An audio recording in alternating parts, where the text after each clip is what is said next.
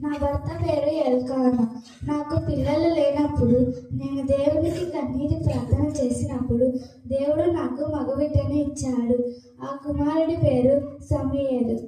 ఆ కుమారుడు పాలు విడవగానే నేను దేవుని సన్నిధికి సేవకు ఇచ్చాను.